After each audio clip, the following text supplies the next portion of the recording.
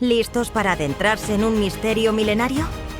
Encuentro divino de Moisés y sus consecuencias y el conflicto contemporáneo entre Israel y Palestina. Desvelaremos cómo la enigmática zarza ardiente y el pacto sagrado de Moisés han dejado huella en la configuración de un conflicto actual que sigue estremeciendo la región. Descubre cómo antiguos rituales y leyes, surgidos de un encuentro divino, resuenan hoy en las tensiones geopolíticas y en la identidad de un pueblo. No te pierdas este viaje revelador entre fe, historia y realidad contemporánea.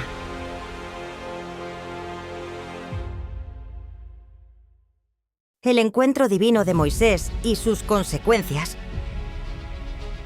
Según relata la Biblia, aunque en definitiva la verdad solo la conoce Dios, Moisés subió a la cima del monte Sinaí y mantuvo una entrevista única con Yahvé, el único y verdadero Dios. En este singular episodio, se dice que Yahvé se manifestó en forma de una zarza en llamas que paradójicamente no se consumía. ¿Podría tratarse de una especie de alucinación visual y auditiva? ¿O acaso fue el efecto de alguna sustancia psicoactiva? Sea como fuere, lo cierto es que, tras este encuentro, Yahvé selló un pacto solemne con Moisés, al menos según lo que él mismo relató a su regreso. En dicho acuerdo, Yahvé se comprometió a adoptar a los israelitas como su pueblo elegido, prometiéndoles la tierra de Canaán, el hogar ancestral descrito en la tradición como la tierra que emana leche y miel. Una promesa que hoy, vista con ojos críticos, podría parecer una publicidad demasiado optimista, siempre y cuando ellos se comprometieran a adorarlo de manera exclusiva y a desterrar toda otra deidad de su vida. Resulta impactante la intensidad con la que se presenta este requerimiento divino. Una necesidad casi histérica y celosa de recibir adoración únicamente para él, exigiendo tajantemente, solo a mí. Para sellar este pacto, Yahvé entregó a Moisés 2 tablas de piedra en las que se habrían cincelado, de manera directa, los 10 mandamientos, normas fundamentales destinadas a guiar la conducta moral y espiritual del pueblo. Además, se encargó a Moisés la redacción de un extenso compendio de leyes, conocido como la Ley Mosaica o Torá, que regulaba hasta el más mínimo aspecto de la vida cotidiana. Entre estas normativas se establecían prácticas tan variadas como la obligación de circuncidar a los varones, la estricta prohibición de trabajar en sábado y múltiples prescripciones alimenticias. Por ejemplo, se prohibía consumir carne de animales de pezuña hendida, lo que en la práctica convertiría al jamón en un alimento vedado, o de criaturas marinas sin escamas, excluyendo del menú manjares como gambas y langostinos. También se dictaban normas sobre la mezcla de leche y carne, y rituales de purificación tras ciertos eventos fisiológicos, entre otros preceptos que sin duda complicaban la vida de los fieles. Asimismo, se dejó a criterio de Moisés la designación de una clase sacerdotal, decidiendo en favor de la tribu de Leví, lo cual marcaría el inicio de una estructura religiosa y administrativa que definiría la identidad del pueblo judío. De este modo, los israelitas pudieron, en teoría, regresar a Canaán, la tierra prometida, y vivir bajo la premisa de ser el pueblo elegido. Resulta irónico imaginar a un Dios que tras someterlos a innumerables pruebas y calamidades, les asignara una región en Oriente Medio que, en apariencia, carece de recursos estratégicos como el petróleo. ¿Será que ser el pueblo elegido significaba, en realidad, estar destinado a una serie de desafíos constantes? El pacto entre Yahvé y los israelitas, por muy claro que pareciera, terminó siendo un compromiso difícil de mantener. Con frecuencia, el pueblo caía en la tentación de adorar a deidades extranjeras, las cuales, a diferencia de un Yahvé tan recatado que ni se representaba, ofrecían imágenes y estéticas mucho más llamativas. Basta recordar a diosas como Astarte, venerada por los fenicios, cuya representación sensual contrastaba enormemente con la austera imagen divina. Por su parte, Yahvé colocó a los israelitas en una tierra que resultó ser sumamente austera, un territorio árido, donde las pocas piedras parecían cocidas por el implacable sol, y donde los arroyos prometidos como de leche y miel resultaron ser simples corrientes de agua algo salobre. Sin embargo, esta región contaba con una importancia estratégica, ya que servía de nexo en las antiguas rutas comerciales que unían Mesopotamia y Oriente con el Mediterráneo y conectaban Asia Menor con Egipto. Ante tal situación, los israelitas aceptaron el destino que se les había asignado. No era, después de todo, la tierra de Canaán lo que habían anhelado desde el cautiverio egipcio. Se podría bromear que de haber actuado con la astucia de la que se les atribuye fama, habrían solicitado a Yahvé que condujera a los egipcios hasta Canaán, permitiéndoles a ellos quedarse en el Nilo. Imagínese, en ese caso, que Jesús hubiera nacido, vivido, muerto, resucitado y ascendido en Egipto, haciendo de las pirámides y otros lugares sagrados un destino turístico integral para los cristianos.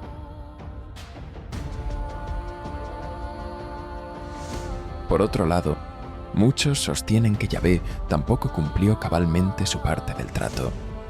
Aunque prometió la posesión perpetua de Canaán, la región fue repetidamente conquistada por diversas potencias, desde Asiria y Babilonia hasta Persia, Macedonia, Egipto, Roma e incluso entes del mundo islámico.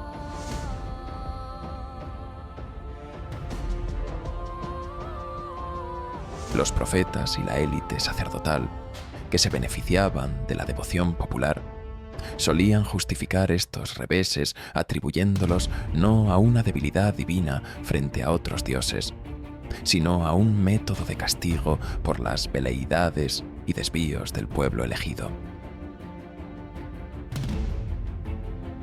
Incluso algunos estudiosos sumamente críticos han sugerido que toda la figura de Yahvé pudo haber sido una invención orquestada por Moisés y los sacerdotes para unificar a las 12 tribus de Israel y garantizar su propio sustento económico a expensas del contribuyente. Esta hipótesis explicaría, en parte, por qué en tantas ocasiones el pueblo elegido pareció quedar abandonado por el mismo Dios que supuestamente lo había escogido. Si contrastamos el relato mítico con la historia comprobable a través de la documentación y la arqueología, la narrativa del cautiverio en Egipto se vuelve incierta. Lo que sí se ha verificado es que, hacia el 1550 a.C., los egipcios conquistaron Canaán e impusieron tributos a los pueblos locales, entre ellos a los apiru, identificados con los hebreos. 4 siglos más tarde, al retirarse los egipcios, surgieron 2 grupos predominantes en la región: los israelitas en el interior y los filisteos en la costa. Durante el siglo XI a.C., los filisteos intentaron arrebatar las tierras a los israelitas, quienes, bajo el liderazgo del caudillo Saúl, ofrecieron una enconada resistencia. Posteriormente, el rey David, sucesor de Saúl, tomó Jerusalén alrededor del año 1000 a.C. y estableció un reino que eventualmente logró vencer a los filisteos. A pesar de sus defectos, David, favorecido por Yahvé, consiguió el perdón divino y cimentó una dinastía que, gracias a su estratégica ubicación en el cruce de antiguas rutas comerciales de la denominada Media Luna Fértil, propulsó al reino hacia un periodo de gran prosperidad bajo el liderazgo de su hijo, Salomón. Salomón, en un esfuerzo por consolidar la fe y la identidad nacional, erigió en Jerusalén el primer templo, el centro neurálgico de la religión judía. En este recinto sagrado se albergaba el Arca de la Alianza, un cofre de oro que guardaba, en una cámara secreta y sin ventanas, el Sancta Sanctorum. Una vez al año, el sumo sacerdote, acompañado de su sucesor, pronunciaba en voz baja el Shem Shemaforash, o gran nombre de Dios, el nombre secreto que Yahvé le había revelado a Moisés en el Sinaí. Este ritual simbolizaba la renovación anual del pacto divino con Israel. Con la muerte de Salomón, el reino se dividió en dos. Al norte, el reino de Israel, con capital en Samaria, y al sur, el reino de Judá, centrado en Jerusalén. El primero perduró hasta ser anexionado por los asirios en el siglo VII a.C., mientras que Judá continuó existiendo un poco más, hasta que en el 612 a.C. el rey babilonio Nabucodonosor arrasó Jerusalén, destruyendo el templo de Salomón, la morada de Yahvé, y deportando a gran parte de su población, en lo que se conoce como la cautividad de Babilonia. La destrucción del templo supuso un duro golpe simbólico, ya que parecía evidenciar que Yahvé era, quizás, inferior frente a otros dioses, o que al menos permitía que su Sancta Sanctorum sufriera la impunidad de la profanación. Sin embargo, el destino dio un giro en el año 539 a.C., cuando el imperio persa emergió y conquistó Babilonia, permitiendo a los judíos retornar a su tierra natal, salvo por aquellas 10 de las 12 tribus que se perdieron en el camino. Al volver, su primera prioridad fue reconstruir el templo, reafirmando así su identidad y fe. Desde entonces, la historia del pueblo judío se ha caracterizado por una sucesión de episodios de adversidad. Tras el periodo persa, estuvieron sometidos a la dominación de diversas potencias, tales como los Ptolomeos de Egipto, los Seleucidas de Siria y finalmente el Imperio Romano. En el año 167 a.C., el monarca seleucida Antíoco IV Epífanes, ansioso por helenizar a sus súbditos, en un intento de someterlos y absorber su identidad, profanó el templo de Jerusalén. Esta acción desencadenó la rebelión de los judíos, quienes, bajo el liderazgo de la influyente familia de los macabeos, retomaron el control de su territorio y disfrutaron de casi un siglo de independencia, desde el 142 a.C. hasta el 63 a.C., cuando la imponente Roma volvió a imponer su dominio.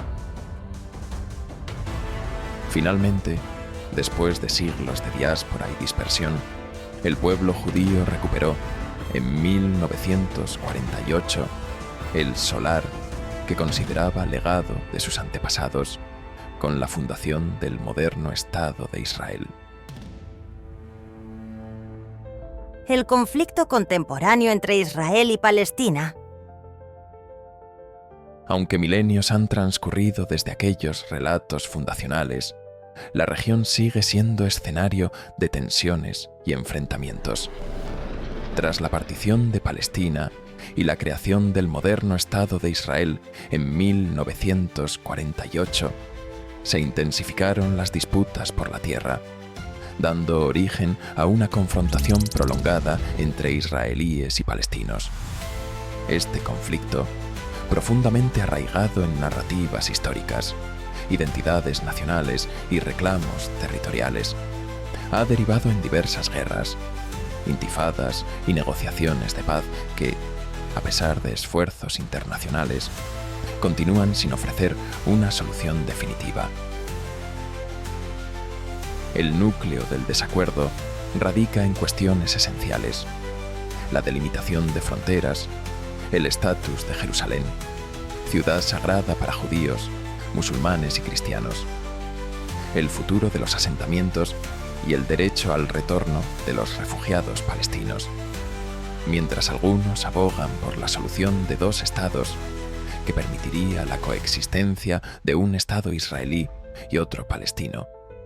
Otros sostienen posturas divergentes que han perpetuado ciclos de violencia y desconfianza. El impacto de este conflicto se refleja tanto en el sufrimiento humano como en las dinámicas políticas de la región, convirtiéndolo en uno de los desafíos más complejos y sensibles de la política internacional actual. Esta amalgama de mitos antiguos y realidades contemporáneas evidencia cómo la fe, la historia y la política se entrelazan para dar forma a un legado que sigue marcando profundamente la vida y el destino de millones de personas. Y así concluye nuestro viaje a través de los mitos, pactos y desafíos que han marcado la historia del pueblo judío, desde las leyendas de Abraham y Moisés hasta el complejo conflicto actual entre Israel y Palestina.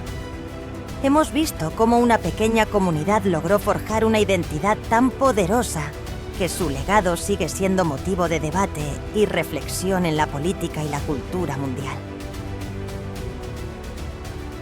Si bien los relatos bíblicos y las evidencias arqueológicas ofrecen distintas perspectivas, lo que queda claro es que la fe, la historia y la política se entrelazan para crear narrativas que aún hoy nos invitan a cuestionar y a buscar la verdad en medio de la controversia. Gracias por acompañarnos en este recorrido. No olviden dejar sus comentarios, suscribirse y activar la campanita para seguir explorando juntos los enigmas del pasado y sus repercusiones en nuestro presente. ¡Hasta la próxima!